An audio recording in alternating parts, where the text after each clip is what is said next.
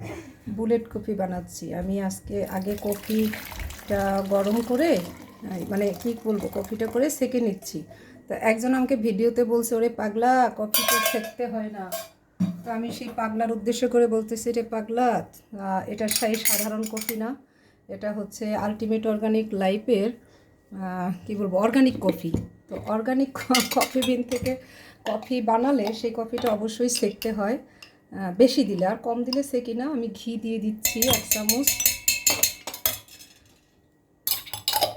তো দুষ্টামি করলাম যে বাজারের যে প্রসেস কফি সেটা আসলে সেঁকতে হয় না, কিন্তু এই কফিটাও কিন্তু কফি বিনের যে গুঁড়াটা চা পাতার মতো থেকে যায়, তাই সেঁকলে একটু ভালো হয়। না সেঁকেও খেতে পারেন, অনেক সময় আমি সেঁকি না। আচ্ছা, তারপর হচ্ছে দিয়ে দিলাম এমসিটি অয়েল।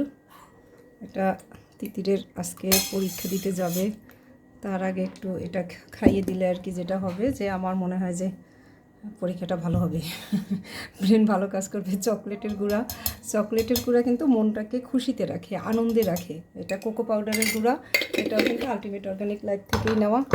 ও বাবা, তাড়াহুড়া করলে যা হয়, এত দামি জিনিস।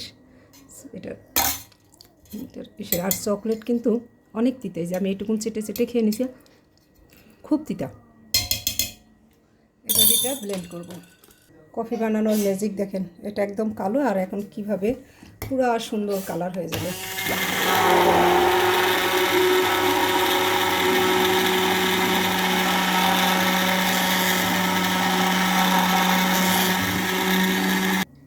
থেমে আবার একটু করলে তখন আরও সুন্দর ফোম হবে।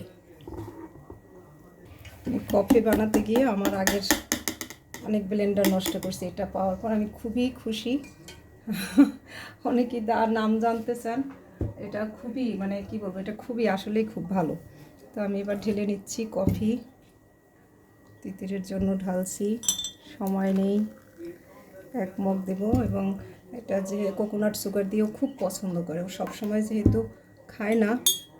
কী পড়লো আবার একটা, তাই ওকে আমি কোকোনাট সুগারটা দিই। আর পরীক্ষার আগে মনে রাখবেন যে সুগার কিন্তু ব্রেনের খুব ভালো একটা কাজ করে। যারা সব সময় সুগার খায় না, তারা কোনো কাজে যাওয়ার আগে, ভালো কোনো কাজে যাওয়ার আগে অবশ্যই সুগার খাবেন।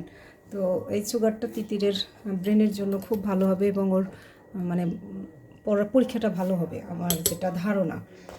সবাই দোয়া করবেন। আর আমি এটা শেয়ার করছি মানে কি জানেন,